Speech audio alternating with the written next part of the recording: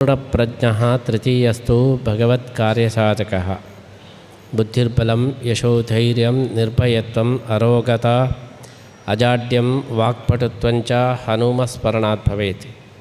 ಆಪಾದಮೌಲಿಪರ್ಯಂತಂ ಗುರುಣಾಂ ಆಕೃತಿಂ ಸ್ಮರೇತ್ ತೇನ ವಿಘ್ನಾಃ ಪ್ರಣಶ್ಯಂತಿ ಸಿದ್ಧ್ಯಂತಿ ಚ ಮನೋರಥಾಃ. ಶ್ರೀ ಗುರುಭ್ಯೋ ನಮಃ.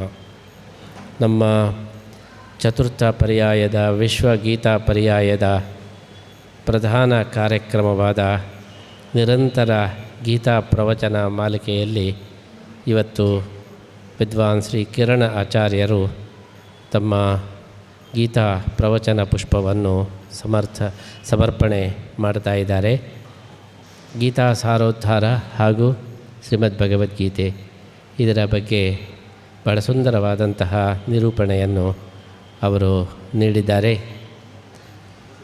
ನಮಗೆ ಭಗವದ್ಗೀತೆಯ ಬಗ್ಗೆ ಸ್ಫೂರ್ತಿಯನ್ನು ನೀಡಿದ ಎರಡು ಗ್ರಂಥಗಳು ಅಂದರೆ ಒಂದು ನಮ್ಮ ಆಶ್ರಮ ಗುರುಗಳಾದಂತಹ ಶ್ರೀ ಸುಜ್ಞಾನೇಂದ್ರ ತೀರ್ಥರು ಬರೆದ ಗೀತಾಮೃತ ಸಾರ, ಮತ್ತೊಂದು ಪೇಜಾವರ ಶ್ರೀಗಳು ವಿಶ್ವೇಶ ತೀರ್ಥರು ಬರೆದ ಗೀತಾ ಸಾರೋದ್ಧಾರ. ಹಾಗಾಗಿ ನಾವು ಗೀತೆಯ ಅಭ್ಯಾಸ ಶುರು ಮಾಡುವಾಗಲೇ ಮೊಟ್ಟ ಮೊದಲು ಈ ಎರಡು ಗ್ರಂಥಗಳನ್ನು ನಾವು ನೋಡಿದ್ದೆವು. ಅದರಲ್ಲಿ ಹೆಚ್ಚು ನಮ್ಮನ್ನು ಆಕರ್ಷಣೆ ಮಾಡಿದ್ದು ಗೀತಾ ಸಾರೋದ್ಧಾರ. ಹುಬ್ಬಳ್ಳಿಯಲ್ಲಿ ಪೇಜಾವರ ಶ್ರೀಗಳು ಚಾತುರ್ಮಾಸ್ಯ ಕಾಲದಲ್ಲಿ ಮಾಡಿದ ಪ್ರವಚನ ಮಾಲಿಕೆಯ ಸಂಗ್ರಹ ರೂಪವಾಗಿ ಗೀತಾ ಸಾರೋದ್ಧಾರ ಗ್ರಂಥ ಬಹಳ ಸುಂದರವಾಗಿ ಮೂಡಿಬಂದಿದೆ. ಗೀತಾ ಸಾರೋದ್ಧಾರದ ವೈಶಿಷ್ಟ್ಯ ಎಲ್ಲವನ್ನು ಕೂಡ ಉಪಮೆಯ ಮುಖಾಂತರ ಸರಳವಾಗಿ ಮತ್ತು ಪರಿಣಾಮಕಾರಿಯಾಗಿ ಪ್ರಭಾವಶಾಲಿಯಾಗಿ ಗೀತೆಯ ತತ್ವಗಳನ್ನು ನಮ್ಮ ಮನಸ್ಸಿಗೆ ಅದು ಪ್ರವೇಶಿಸುವಂತೆ ನಿರೂಪಣೆ ಮಾಡತಕ್ಕದ್ದು ಅದು ಪೇಜಾವರ ಶ್ರೀಗಳವರ ಒಂದು ದೊಡ್ಡ ಗುಣವಾಗಿದೆ. ಹಿಂದೆ ಉಪಮಾ ಕಾಳಿದಾಸಸ್ಯ ಅಂತ ಹೇಳಿ ಇದ್ದರೆ, ಇತ್ತೀಚೆಗೆ ಉಪಮಾ ವಿಶ್ವೇಶತೀರ್ಥರು ಪ್ರತಿಯೊಂದನ್ನು ಕೂಡ ಉಪಮೆಗಳನ್ನು ಕೊಡ್ತಾಯಿದ್ರು. ಉಪಮೆ ಇಲ್ಲದೆ ಅವರು ಮಾತಾಡ್ತಾನೇ ಇರಲಿಲ್ಲ. ಹಾಗಾಗಿ ಗೀತಾ ಸಾರೋದ್ಧಾರದಲ್ಲಿ ಗೀತೆಯ ತತ್ವವನ್ನು ಎಲ್ಲರೂ ಹೇಳ್ತಾರೆ, ಆದರೆ ನಮ್ಮ ಮನಸ್ಸಿಗೆ ನಾಟುವಂತೆ ಉಪಮೆಗಳನ್ನು ಕೊಡುವುದು ಅದು ಗೀತಾ ಸಾರೋದ್ಧಾರದ್ದೇ ವೈಶಿಷ್ಟ್ಯ. ಯಾಕೆಂದರೆ ಮನುಷ್ಯನ ಚಿಂತನ ಕ್ರಮ ಬದಲಾಗ್ತಾ ಇರ್ತದೆ. 50 ವರ್ಷದ ಹಿಂದೆ ಜನರು ಯಾವ ಒಂದು ರೀತಿಯಲ್ಲಿ ಚಿಂತನೆ ಮಾಡ್ತಾಯಿದ್ದರೋ ಆ ಚಿಂತನ ಕ್ರಮ ಈಗ ಇಲ್ಲ. ಆದ್ದರಿಂದ ಬದಲಾದಂತಹ ಚಿಂತನ ಶೈಲಿಗೆ ಅನುಗುಣವಾಗಿ ವಿಷಯಗಳ ನಿರೂಪಣೆ ಮಾಡುವುದೇನಿದೆ ಅದೊಂದು ದೊಡ್ಡ ಪಾಂಡಿತ್ಯ. ಕೇವಲ ಗ್ರಂಥವನ್ನು ತಿಳ್ಕೊಂಡರೆ ಸಾಲದು, ಅದನ್ನು ಮಂಡಿಸ್ತಕ್ಕಂತಹ ಕಲೆಯೂ ಕೂಡ ಅಷ್ಟೇ ಮುಖ್ಯವಾದದ್ದು. ಈ ದೃಷ್ಟಿಯಲ್ಲಿ ಗೀತಾ ಸಾರೋದ್ಧಾರ ಗ್ರಂಥ ಅದು ಬಹಳ ಅಪ್ಯಾಯಮಾನವಾಗಿದ್ದುಕೊಂಡು ಗೀತೆಯ ಒಂದು ಸಂದೇಶವನ್ನು ಪ್ರತಿಯೊಬ್ಬರಿಗೂ ಕೂಡ ಮನದಟ್ಟಾಗುವಂತೆ ಮಾಡತಕ್ಕಂಥ ಒಂದು ಶ್ರೇಷ್ಠವಾದಂಥ ಗ್ರಂಥವಾಗಿದೆ. ಆದ್ದರಿಂದಲೇ ನಾವು ನಮ್ಮ ಗೀತಾ ಪ್ರತಿಭಾ ಎಂಬಂತಹ ಒಂದು ಪರೀಕ್ಷೆಗಳನ್ನು 16 ವರ್ಷಗಳ ಕಾಲ ರಾಜ್ಯಾದ್ಯಂತ ನಾವು ನಡೆಸಿಕೊಂಡು ಬಂದಿದ್ದೆವು. ಆಮೇಲೆ ಸ್ವಲ್ಪ ಕಾನೂನಿನ ತೊಡಕಿನಿಂದಾಗಿ ನಿಲ್ಲಿಸಬೇಕಾಯಿತು. ಕಾಲೇಜುಗಳಲ್ಲಿ ಗೀತೆಯ ಪ್ರಚಾರ ಮಾಡೋದು ಅದು ಸ್ವಲ್ಪ ತಪ್ಪು, ಅದರ ಬಗ್ಗೆ ಪ್ರತಿರೋಧಗಳು ಸ್ವಲ್ಪ ಪ್ರಾರಂಭ ಆದ್ದರಿಂದ ಆ ಕಾಲೇಜುಗಳಲ್ಲಿ ನಾವು ಗೀತಾ ಪ್ರತಿಭಾ ಪರೀಕ್ಷೆಯನ್ನು ನಡೆಸುವುದನ್ನು ಅಲ್ಲಿಗೆ ಸ್ಥಗಿತಗೊಳಿಸಬೇಕಾಯಿತು. ನಾವು ಆ ಗೀತಾ ಪ್ರತಿಭಾ ಪರೀಕ್ಷೆಗೆ ನಾವು ಟೆಕ್ಸ್ಟ್ ಪುಸ್ತಕವಾಗಿ ಗೀತಾ ಸಾರೋದ್ಧಾರವನ್ನೇ ನಾವು ಇಟ್ಟಿದ್ದೇವೆ. ಈ ಬಾರಿ ನಮ್ಮ ಕ್ವಿಜ್ಜಿಗೂ ಕೂಡ ಆಧಾರ ಗ್ರಂಥವಾಗಿ ಗೀತಾ ಸಾರೋದ್ಧಾರವನ್ನೇ ನಾವು ಘೋಷಣೆ ಮಾಡಿದ್ದೇವೆ.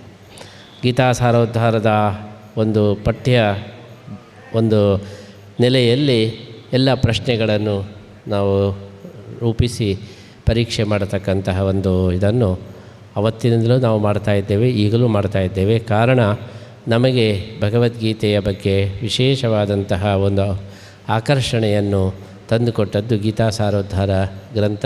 ಶ್ರೀ ವಿಶ್ವೇಶ ತೀರ್ಥರು ರಚಿಸಿದ ಅವರ ಉಪನ್ಯಾಸದ ಒಂದು ಸಂಗ್ರಹ ರೂಪವಾದಂಥ ಈ ಗ್ರಂಥ ಅದು ಅತ್ಯಂತ ಆಕರ್ಷಕವಾದಂಥ ಗ್ರಂಥವಾಗಿದೆ. ನಾವು ಈ ಪರ್ಯಾಯದಲ್ಲಿ ವಿಶ್ವಗೀತಾ ಪರ್ಯಾಯದಲ್ಲಿ ಗೀತೆಯನ್ನು ಸಮಗ್ರವಾಗಿ ಜಾಲಾಡಿಸ್ತಕ್ಕಂತಹ ಒಂದು ಸಂಕಲ್ಪವನ್ನು ಮಾಡಿದ್ದೇವೆ.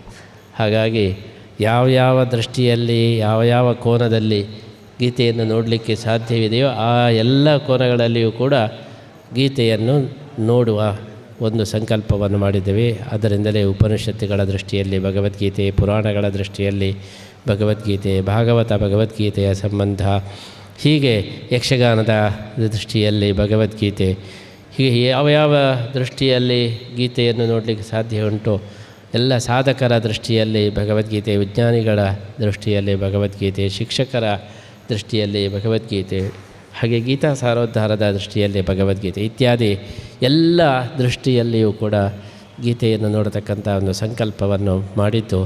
ಬಹುಶಃ ಇಷ್ಟು ದೃಷ್ಟಿಯಲ್ಲಿ ಭಗವದ್ಗೀತೆಯನ್ನು ನೋಡತಕ್ಕಂಥ ಒಂದು ಯೋಚನೆಯನ್ನು ಯಾರೂ ಮಾಡಿರಲಿಕ್ಕಿಲ್ಲ. ಅಂತೂ ಸರ್ವತೋಮುಖವಾದಂಥ ಗೀತೆಯನ್ನು ಸರ್ವತಃ ವಿಶ್ವತೋಮುಖವಾಗಿ ನೋಡತಕ್ಕಂತಹ ಒಂದು ಪ್ರಯತ್ನ ಈ ಒಂದು ಪ್ರವಚನ ಮಾಲಿಕೆಯ ಉದ್ದೇಶವಾಗಿದೆ. ಅದರಂತೆ ಎಲ್ಲ ವಿದ್ವಾಂಸರನ್ನು ಕರೆಸಿ ಅವರವರ ದೃಷ್ಟಿಯಲ್ಲಿ ಭಗವದ್ಗೀತೆಯನ್ನು ನಾ ಕಂಡ ಭಗವದ್ಗೀತೆ ಎಂಬಂತೆ ಆ ಭಗವದ್ಗೀತೆಯ ಸಾರವನ್ನು ಇಲ್ಲಿ ಮಂಡಿಸ್ತಕ್ಕಂತಹ ಒಂದು ಸಂಕಲ್ಪದಂತೆ ನಮ್ಮ ಕಿರಣ ಆಚಾರ್ಯರು ಕೂಡ ಗೀತಾ ಸಾರೋದ್ಧಾರದ ಒಂದು ನೆಲೆಯಲ್ಲಿ ಗೀತೆಯನ್ನು ನಿಮಗೆ ಉಣಬಡಿಸಿದ್ದಾರೆ. ಈ ರಾಜಾಂಗಣದಲ್ಲಿ ಜಿಜ್ಞಾಸುಗಳು, ಶ್ರೋತೃಗಳು ಕಡಿಮೆಯಾಗಿ ಕಾಣ್ತಾರೆ. ಅದಕ್ಕೆ ಕಾರಣ ಇದು ಹಾಲು ದೊಡ್ಡದಾಗಿದ್ದದ್ದು. ಚಿಕ್ಕ ಹಾಲಲ್ಲಿದ್ದರೆ ಹೌಸ್ಫುಲ್ ಆಗ್ತಿತ್ತು. ದೊಡ್ಡ ಹಾಲ್ ಆದ್ದರಿಂದ ಕಡಿಮೆ ಜನರು, ಜಾಸ್ತಿ ಜನ ಬಂದರೂ ಕೂಡ ಕಡಿಮೆ ಕಾಣ್ತಾರೆ. ಮತ್ತೊಂದು ಕಾರಣ ಅಂದರೆ ಆನ್ಲೈನ್. ಇವತ್ತು ಆನ್ಲೈನ್ ಬಂದ ಮೇಲೆ ಎಲ್ಲ ಅದೃಶ್ಯರಾಗೇ ಎಲ್ಲವನ್ನು ನೋಡ್ತಾ ಇದ್ದಾರೆ. ಹಿಂದೆ ದೇವತೆಗಳು ನೋಡ್ತಾಯಿದ್ರು, ಮುಕ್ಕೋಟಿ ದೇವತೆಗಳು ಎಲ್ಲ ಗಮನಿಸ್ತಾ ಇದ್ದರು ಅಂತ ವರ್ಣನೆ ಕೇಳಿದ್ದೇವೆ. ಈಗ ಮನುಷ್ಯರೇ ಆನ್ಲೈನ್ನಲ್ಲಿ ಅದೃಶ್ಯರಾಗಿ ಎಲ್ಲವನ್ನು ಕೇಳ್ತಾ ಇದ್ದಾರೆ. ಹಾಗಾಗಿ ಇಲ್ಲಿ ಹೊಸ ವಿಚಾರಗಳು ಬಂದರೂ ಕೂಡ ಇದಿಷ್ಟೇ ಜನರಿಗೆ ತಲುಪಿದ್ದಲ್ಲ, ಸಾವಿರಾರು ಜನ ಆನ್ಲೈನ್ನಲ್ಲೇ ನೋಡ್ತಾ ಇದ್ದಾರೆ, ಅದಕ್ಕೆ ಪ್ರತಿಕ್ರಿಯೆಯನ್ನು ಕೂಡ ನೀಡ್ತಾ ಇದ್ದಾರೆ. ಈ ದೃಷ್ಟಿಯಲ್ಲಿ ಈ ಒಂದು ವಿಶಿಷ್ಟವಾದಂತಹ ಒಂದು ವೈಚಾರಿಕ ಲಹರಿಯನ್ನು ನಾವು ಇಲ್ಲಿ ಪ್ರಸ್ತುತಪಡಿಸ್ತಾ ಇದ್ದು, ಅದರಲ್ಲಿ ನಮ್ಮ ಕಿರಣಾಚಾರ್ಯರು ಗೀತಾ ಸಾರೋದ್ಧಾರದ ಆಧಾರದಲ್ಲಿ ಭಗವದ್ಗೀತೆಯನ್ನು ನೋಡತಕ್ಕಂತಹ ಒಂದು ವಿಚಾರವನ್ನು ಮಂಡಿಸಿದ್ದಾರೆ. ಅವರನ್ನು ನಾವು ವಿಶೇಷವಾಗಿ ಅಭಿನಂದಿಸ್ತಾ ಇದ್ದೇವೆ.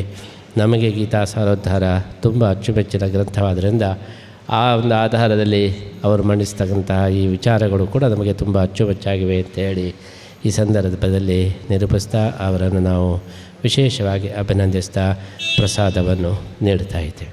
ಕಿರಣಾಚಾರ್ಯರು ಪರ್ಯಾಯ ಶ್ರೀಪಾದರನ್ನು ಅನುಗ್ರಹ ಪ್ರಸಾದವನ್ನು ಸ್ವೀಕರಿಸಬೇಕು.